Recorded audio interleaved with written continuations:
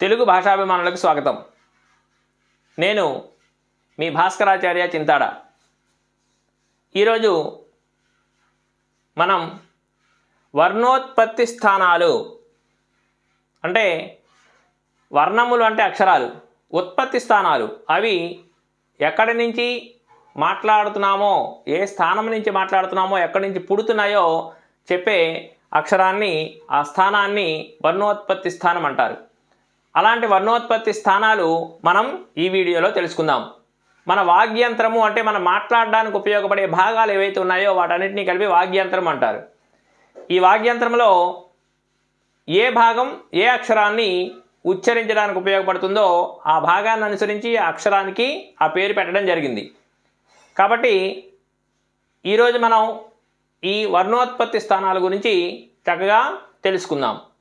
ఈ వాగ్యంత్రం అనేది ఇక్కడ పెదవుల దగ్గర నుంచి దంతములు, మూర్ధము అంటే ఈ అంగిలి తాలూకా పై భాగాన్ని మూర్ధము అంటారు. అలాగే ఈ కింద దవడ, పై దవడ దవడలు అంటారు. దీన్ని కంఠము అంటారు. ఈ దవడలని తాళవ్యములు, తాలువులు అంటారు. ఆ తాలువుల నుంచి పుట్టే అక్షరాలని తాళవ్యములు అంటారు. అవి ఏంటంటో ఈరోజు మనం ఈ వీడియోలో తెలుసుకుందాం. మొదటగా మనం కంఠము నుంచి ఉద్భవించే అక్షరాలని కంఠ్యములు అంటారు. అ ఆ, క ఖ గ ఘ ఞ హ ఈ అక్షరాలన్నీ కంఠ్యములు. ఎందుకంటే అ ఆ, క ఖ గ ఘ ఞ హ అలా మనం ఉచ్చరించి చూస్తే మనకు తెలుస్తుంది ఆ అక్షరాలు ఎక్కడి నుంచే ఉద్భవిస్తున్నాయో, ఉత్పత్తి అవుతున్నాయో మనకి అర్థమవుతుంది. ఈ కంఠస్థానం నుంచి వాటిని మనం ఉచ్చరిస్తున్నాం కాబట్టి వీటిని కంఠ్యములు అని పిలుస్తారు. రెండవది తాళవ్యములు. తాలువులు అంటే దవడలు, పై దవడ, కింద దవడ, ఈ పక్క ఎముకలు, ఇవన్నీ వీటిని ఉపయోగించి మనం మాట్లాడే అక్షరాలు ఏవైతే ఉన్నాయో వాటిని తాళవ్యములు అంటారు.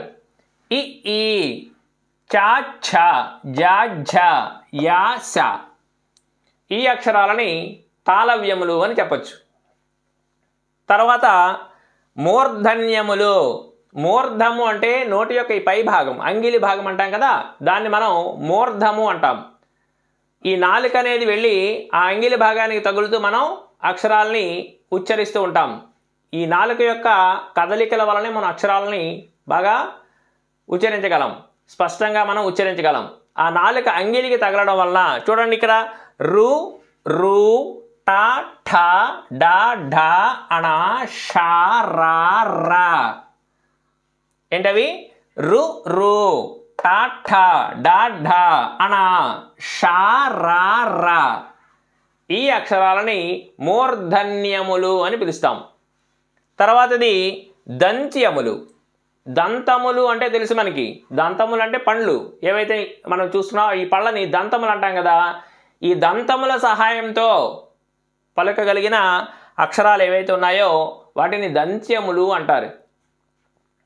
ఎవరైతే దంతములు లేని వాళ్ళు, ముసలి వాళ్ళు ఉంటారు చూసారా, వాళ్ళకి ఈ దంత్యములు ఏవైతే ఉన్నాయో అవి పలకడం కొంచెం కష్టం, వాళ్ళు స్పష్టంగా పలకలేరు. ఆ దంతాల సహాయంతో కూడా కొన్ని అక్షరాలు మనం క్లియర్గా పలుకుతూ ఉంటాం. త థ ద ధ న చ జ ర ల స ఏంటివి? త థ ద ధ న చ జ ర ల స. ఇందా చెప్పుకున్నాం కదా, ఈ చాలు వేరు, ఈ చాజాలు వేరు.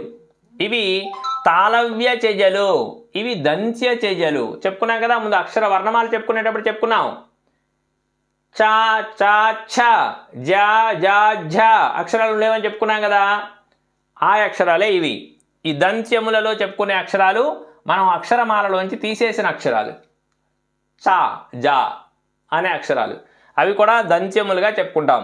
త థ ద ధ న చ జ ర ల స వీటిని దంత్యములు అంటాం. తర్వాతవి ఓష్ఠ్యములు. వాష్టము అంటే పెదవులు. ఈ పెదవుల సహాయంతో పలికే అక్షరాలు ఏవైతే ఉన్నాయో వాటిని ఓష్ఠ్యములు అంటారు. ఆ పెదవుల సహాయంతో ఏం పలుకుతాం? ఊ ఊ. చూడండి, ఊ ఊ అన్నప్పుడు ఆ పెదవులను మనం గుండ్రంగా చేసి పలకాలి, పలికితేనే ఊ ఊ అనే శబ్దం వస్తుంది. అలాగే పా ఫ బా భ మా, పా ఫ బా భ మా. ఈ అక్షరాలని ఓష్ట్యములు అంటారు. ఈ ఓష్ట్యములు ఎక్కడ ఉపయోగిస్తారో ఉపయోగించకుండా ఉంటారో తెలుసా? వెంట్రిలాక్విజం అనే పేరు వినే ఉంటారు అందరూ. వెంట్రిలాక్విజం అంటే ఈ బొమ్మ చేత మాట్లాడించే కళాకారులు కొంతమంది ఉంటారు, పప్పెట్ షో అంటారు కదా, దాన్ని వెంట్రిలాక్విజం అంటాం. వెంట్రిలాక్విజం అంటే ఏంటంటే బొమ్మ చేత అంటే బొమ్మ మాట్లాడే మాటలు ఆయనే మాట్లాడతాడు, ఆయన మాట్లాడే మాటలు ఆయనే మాట్లాడతాడు. అంటే ఆ బొమ్మ మాట్లాడినట్టు మాట్లాడాలి అన్నప్పుడు ఈయన పెదవి కదపకుండా ఉన్నట్టు, నోరు కదపకుండా ఉన్నట్టు ఆయన ఉంచి మాట్లాడాలి. ఆయన మాటలు మాత్రం స్పష్టంగా నోరు కదుపుతున్నట్టు ఆడియన్స్ కనిపించేటట్టు మాట్లాడాలి. అలాంటి సందర్భాల్లో ఈ బొమ్మ మాట్లాడేటట్టు మాట్లాడాలి అనుకుంటే ఏవైతే ఈ ఓష్ట్యములు అనే అక్షరాలు ఉన్నాయో వాటిని తక్కువగా ఉపయోగిస్తాడు. మ్యాక్సిమం ఉపయోగించకుండా ఉన్నట్టే చూస్తాడు. లేదా అంటే అవసరానుకూలంగా తక్కువగా ఉపయోగించేటట్టు చూస్తాడు. చూసి ఆ ఆడియన్స్కి బొమ్మే మాట్లాడుతుందేమో అనే భ్రమ కలిగించేటట్టు వాడు ఆ వెంట్రిలాక్విస్ట్ ఎవరైతే ఉన్నారో ఆయన చేస్తూ ఉంటాడు. కాబట్టి ఈ ఓష్ట్యములు అనే అక్షరాలని ఆ వెంట్రిలాక్విజం అనే కళలో తక్కువగా ఉపయోగించుకుంటుంటారు. ఎందుకంటే పెదవులు కదిలినట్టు కనిపించకుండా ఉండడానికి. కాబట్టి ఉ ఊ పా ఫ బా భ మా అనే అక్షరాలను ఏమంటాం? ఓష్ట్యములు. అంటే ఈ వాగ్యంత్రంలో పెదవుల దగ్గర నుంచి పలుకుతూ ఉంటాం. తర్వాతది నాసిక్యములు. నాసిక అంటే ముక్కు అని మనకు తెలుసు. ముక్కు ద్వారా పలుకబడే అక్షరాలని నాసిక్యములు అంటారు. మనం ముందు వీడియోలో చెప్పుకున్నాం ఈ నాసిక్యముల గురించి. ఇంగా, ఇణి, అణ, నా, మా. ఇంగా, ఇణి, అణ, నా, మా. ఈ అక్షరాలు నాసిక్యములు. వర్గాక్షరాల్లో చివరి అక్షరాలు, వాటిని నాసిక్యములు అంటారు. తర్వాతవి కంఠతాళవ్యములు. చూడండి, ఇందులో కంఠ్యములు తాళవ్యములు రెండు కలిసి ఉంటాయి అన్నమాట. అంటే కంఠము ద్వారాను దవడల ద్వారాను కలిపి పలుకబడే అక్షరాలను కంఠతాళవ్యములు అంటారు. చూడండి ఒకసారి, ఏ ఏ ఐ. మనం ఒకసారి వాటిని ఉచ్చరిస్తే అవి ఎక్కడి నుంచి ఉద్భవిస్తున్నాయి, ఎక్కడి నుంచి ఉత్పత్తి అవుతున్నాయి మనకు తెలుస్తుంది. ఏ అన్నప్పుడు దవడల్ని ఏ అనాలి, కంఠం నుంచి శబ్దం రావాలి, దవడలను నొక్కాలి, నొక్కితే ఏ అనే శబ్దాన్ని మనం పలకగలం. ఏ ఏ ఐ అనేది కంఠతాళవ్యములు. తర్వాత కంఠోష్ట్యములు. కంఠము నుంచి, వాష్టములు అంటే పెదవుల నుంచి. కంఠము పనిచేస్తుంది, వాష్టము పెదవులు పనిచేస్తాయి. అలాంటి అక్షరాలని కంఠోష్ట్యములు. ఓ ఓ ఔ అనే అక్షరాలు కంఠోష్ట్యములు అని పిలుస్తాం. ఓ ఓ ఔ అనే అక్షరాలని మనం కంఠోష్ట్యములు, కంఠము వాష్టములు పెదవులు ఆ రెండు భాగాల నుంచి ఉద్భవిస్తాయి కాబట్టి వీటిని మనం కంఠోష్ట్యములు అని పిలుస్తాము. తర్వాతది దంతోష్ట్యము.